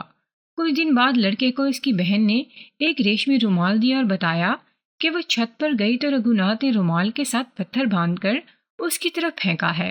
لڑکا رومال لے کر رگھوناتھ کے پاس گیا اور رومال پھاڑ کر اس پر پھینک دیا۔ رگھوناتھ نے اسے اپنا چھوٹا بھائی کہا اور اسے پھانسنے کے کوئی دلکش طریقے اختیار کیے۔ پھر ایک روز رگھوناتھ نے لڑکی کی طرف رنگ پھینکے جو کانوں میں ڈالے جاتے ہیں۔ لڑکی نے یہ بھی اپنے بھائی کو دے دیے اور وہ رو پڑی۔ لڑکے نے یہ بھی رگھوناتھ کو دے دیے۔ لڑکے نے اسے دھمکی بھی دی۔ ایک روز لڑکے کو کسی نے بتایا کہ رگھوناتھ اس کی بہن کو بدنام کرتا ہے۔ لڑکا چونکہ چھوٹا اور اکیلا تھا اور رگھوناتھ بڑا اور اس کی بنسبت طاقتور تھا، اس لیے وہ اس ہندو سے ہاتھا پائی نہیں کر سکتا تھا۔ ایک روز لڑکے اور لڑکے کے باپ کے کان میں بھی کچھ باتیں پڑیں۔ وہ ان کی ماں سے کہہ رہا تھا کہ میرا ایک جوان بیٹا ہوتا تو اس ہندو کو میں زندہ نہ چھوڑتا۔ ماں بھی پریشان ہو گئی۔ لڑکا سن رہا تھا۔ اس نے ماں اور باپ سے کہا کہ یہ ساری باتیں جھوٹی ہیں اور وہ اتنے پریشان نہ ہوں۔ اس نے کہا میں بھی تو جوان ہوں، میں انتقام لے سکتا ہوں۔ اس کے بیان سے ظاہر ہوتا تھا کہ وہ انتقام لینے کے لیے تیار ہو گیا تھا۔ اس نے بتایا کہ دوسرے ہی دن اسے محسن ملا۔ اس نے بڑے غور سے لڑکی کو الگ لے جا کر کہا تمہیں اور تمہاری بہن کو اس ہندو سے بہتر کوئی آدمی نہیں ملا تھا؟ سارے قوم کی تم بے عزتی کرا رہے ہو۔ لڑکا رو پڑا۔ محسن کے غصے میں ہمدردی تھی۔ لڑکے نے اسے ساری بات سنا دی، ریشمی رومال اور سونے کے رنگوں کے متعلق بھی بتایا، اور اس نے یہ بھی کہا کہ میں اکیلا ہوں اور چھوٹا ہوں، پھر بھی رگھوناتھ کو ختم کر دوں گا، یا اس کا ایک بازو یا ٹانگ توڑ کر ہمیشہ کے لیے اپاہج بنا دوں گا۔ محسن نے اسے کہا کہ یہ کام میرا ہے، تمہارا نہیں۔ میں صرف یہ دیکھنا چاہتا تھا کہ رگھوناتھ جو بکواس کرتا پھر رہا ہے وہ کہیں سچ تو نہیں۔ اب یہ مجھ پر چھوڑ دو۔ لڑکا اس قدر غصے میں تھا کہ اس نے محسن سے کہا بھائی جان، اگر خون خرابہ کرنا ہے تو میں بھی ساتھ ہوں گا، ورنہ مجھے چین نہیں آئے گا۔ محسن لڑکے کے باپ سے ملا اور اسے یہ کہہ کر تسلی دی کہ ہم مر نہیں گئے، یہ ہندو آپ کے پاؤں میں سر رکھے گا۔ محسن اور رگھوناتھ دوست تھے۔ محسن نے لڑکی کے بھائی کو بتایا کہ اس نے رگھوناتھ سے کہا ہے کہ مچھلی کے شکار کو چلتے ہیں اور وہ کل ندی پر جا رہے ہیں، وہ بھی آ جائے۔ اس نے لڑکے کو جگہ بتا دی۔ دوسرے دن لڑکا اس جگہ پہنچ گیا۔ رگھوناتھ اور محسن بھی آ گئے۔ دونوں نے کپڑے اتارے اور ندی میں اترنے لگے۔ وہ 1-2 ڈبکیاں لگا کر مچھلیاں پکڑنے والی کنڈیاں پھینکنا چاہتے تھے۔ ندی میں اترنے سے پہلے ہی محسن نے چاقو نکال لیا اور رگھوناتھ سے کہا آج کے بعد اگر تم نے اس لڑکے کے ساتھ بات کی اور اس کی بہن کے متعلق کسی سے باہر بات کی تو اسی رات قتل ہو جاؤ گے۔ میں تمہیں ابھی قتل کر سکتا ہوں، لیکن دوستی کا لحاظ کرتا ہوں۔ رگھوناتھ بھی اپنے آپ کو کچھ سمجھتا تھا۔ ارے جا، تیرا میں خون پی جاؤں گا، اس نے کہا۔ محسن کے ہاتھ میں کھلا ہوا چاقو تھا جو شاید استعمال نہیں کرنا چاہتا تھا۔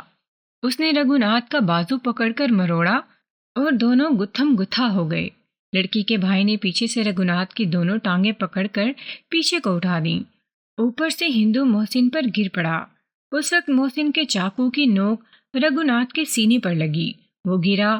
محسن نے گھٹنے اس کے سینے پر رکھ کر چاقو اس کی شہرک پر رکھ دیا اور کہا، تمہیں ذبح کر کے ندی میں پھینک دوں گا۔ ہندو نے ہتھیار ڈال دیے اور منتیں کرنے لگا۔ محسن نے اسے خوب پیٹا اور اس کے اوپر سے اٹھ کر کہا، اس لڑکے کے پاؤں میں ناک رگڑو۔ رگھوناتھ نے لڑکے کے پاؤں میں ناک زمین پر رگڑی۔ محسن نے اسے کہا، اب کان پکڑ کر کہو کہ آئندہ اس گھر کے متعلق منہ سے کوئی بات نہیں نکالو گے۔ اس نے کان پکڑ کر یہ بھی کہہ دیا۔ اس وقت دیکھا کہ رگھوناتھ کے سینے سے خون پھوٹ رہا تھا۔ اس نے ہاتھ سے پوچھا، وہ ٹیڑھی سی خراش تھی جو چاقو کی نوک سے آئی تھی۔ اس کے بعد رگھوناتھ نے کوئی بےہودہ بات منہ سے نہ نکالی اور اپنی چھت پر بھی نہیں چڑھا۔ پھر یہ اطلاع ملی کہ محسن رگھوناتھ کی گولی سے مارا گیا ہے۔ معاملہ بالکل صاف تھا۔ رگھوناتھ کی بہت بے عزتی ہوئی تھی۔ اس نے محسن کو پھر سے دوست بنا کر انتقام لیا تھا۔ مجھے رگھوناتھ کی بہن کی کوئی ضرورت نہیں تھی، لیکن میرے جذبات ایسے بھڑکے کہ میں نے اس مسلمان لڑکی کی بے عزتی کا انتقام لینے کے لیے رگھوناتھ کی بہن کو تھانے بلانے کا ارادہ کر لیا۔ میں ان کافروں کو پوری طرح ذلیل کرنا چاہتا تھا۔ اسے بلایا تو اس کا باپ بھی ساتھ ہی آ گیا۔ اس کے ساتھ شہر کے سرکردہ ہندو بھی تھے۔ میں صورتحال کے لیے تیار تھا۔ ان کے احتجاج کو نظر انداز کر کے لڑکی کو دفتر میں بیٹھنے کو کہا اور ہندوؤں کو باہر کھڑا رہنے کی اجازت دے دی۔ میں نے لڑکی کے باپ کو الگ کر کے کہا کہ اس کیس میں تمہاری بیٹی کا بھی نام آتا ہے۔ مجھے شہادت مل گئی ہے کہ اس کے تعلقات محسن کے ساتھ تھے۔ اگر آپ مجھے پریشان کریں گے تو سارے شہر کو پتہ چل جائے گا کہ تمہاری بیٹی کا چال چلن ٹھیک نہیں۔ وہ چپ ہو گیا۔ جوان بیٹی باپ کی بہت بڑی کمزوری ہوتی ہے۔ میں دفتر میں جا کر لڑکی کے سامنے بیٹھ گیا۔ وہ غیر معمولی طور پر خوبصورت تھی۔ اس نے باتیں کی تو میں نے دیکھا کہ اس کی زبان میں بھی اثر ہے۔ میں نے اسے کوئی چکر نہ دیا، سیدھا کہا، کیا تمہارے اور محسن کے تعلقات کا علم تمہارے بھائی کو بھی تھا؟ وہ بجھ گئی۔ دبی سی زبان سے اس نے محسن سے لا تعلقی کا اظہار کیا۔ میں نے اسے کہا، جھوٹ سے تمہیں کچھ حاصل نہیں ہوگا۔ تمہارا بھائی حوالات میں بند ہے، وہ عمر قید کے لیے جیل جا رہا ہے۔ اس کے آنسو نکل آئے۔ میں نے پوچھا، یہ آنسو کس کے لیے ہیں؟ بھائی کے لیے یا محسن کے لیے؟ دونوں کے لیے، اس نے جواب دیا۔ کیا تم محسن کے لیے مذہب بھی چھوڑنے کو تیار تھی؟ ہاں، اس نے دھیمی سی آواز میں جواب دیا اور پوچھا، محسن کو گولی اتفاقیہ لگی ہے یا میرے بھائی نے اسے جان بوجھ کر ماری ہے؟ میں یہی معلوم کرنے کی کوشش کر رہا ہوں۔ میں ابھی اسے بتانا مناسب نہیں سمجھتا تھا۔ تمہارے بھائی کو معلوم تھا کہ تم محسن سے ملتی ہو؟ نہیں، اس نے جواب دیا۔ اس نے میرے ساتھ کبھی اس سلسلے میں بات نہیں کی تھی۔ یہ ہو سکتا ہے کہ اسے کسی سے پتہ چل گیا ہو اور اس نے محسن کو مار ڈالا ہو۔ اگر تمہیں یہ بتایا جائے کہ محسن کو تمہارے بھائی نے دانستہ گولی ماری ہے تو تم اپنے بھائی کو بچانے کی کوشش کرو گی؟ میں اس بدکار کو اپنے ہاتھوں پھانسی دوں گی، اس نے جواب دیا۔ اس کے ساتھ جو طویل بات چیت ہوئی، اس سے مجھے یہی حاصل ہوا کہ وہ محسن کو دیوانگی کی حد تک چاہتی تھی، اپنے بھائی کو پسند نہیں کرتی تھی۔ اس نے رشتے سے انکار کیا تھا تو بھائی نے اسے مارا پیٹا تھا۔ اس نے یہ بھی کہا کہ اس کا بھائی آوارہ اور بدکار ہے، شریف لڑکیوں کے پیچھے پڑا رہتا اور انہیں بدنام کرتا ہے۔ آخر میں اس نے یہاں تک کہہ دیا، اگر میرے بھائی نے محسن کو قتل کیا ہے تو مجھے بتانا، جو بیان پڑھاؤ گے عدالت میں وہی بیان دے دوں گی۔ محسن نہیں رہا تو اس کو بھی میرے سامنے زندہ نہ رہنے دو۔ میں نے اسے رخصت کر دیا۔ رگھوناتھ کو ابھی نہیں چھیڑا تھا۔ اے ایس آئی نے اس کا 7 روز کا ریمانڈ لے لیا تھا۔ میں وقت گزارتا رہا، شام کو گھر چلا گیا۔ آدھی رات سے کچھ دیر بعد تھانے میں آیا اور اسے تفتیش کے مخصوص کمرے میں لے گیا۔ اس کا دم خم ختم ہو چکا تھا۔ تھانے اور حوالات کی دہشت عادی مجرموں کو ہی راس آتی ہے۔ جو وہاں پہلی بار جائے اسے خدا یاد نہیں آتا بلکہ خدا بھول جاتا ہے۔ وہ تھانے دار کو ہی خدا اور کانسٹیبلوں کو فرشتے سمجھنے لگتا ہے۔ رگھوناتھ تو ماں باپ کا شہزادہ بیٹا تھا۔ اسے جو کھانا دیا گیا تھا وہ اس نے نہیں کھایا تھا۔ حوالات میں اس وقت 3 چرسی اور بھنگی بند تھے۔ یہ شہزادہ ان کے ساتھ بن رہا تھا۔ تفتیش کے کمرے میں جا کر میں نے اسے کہا کہ بیٹھ جاؤ تو وہ یوں بیٹھا جیسے گر پڑا ہو۔ قمیض اتارو، میں نے کہا۔ اس نے ڈرتے ڈرتے قمیض اتار دی۔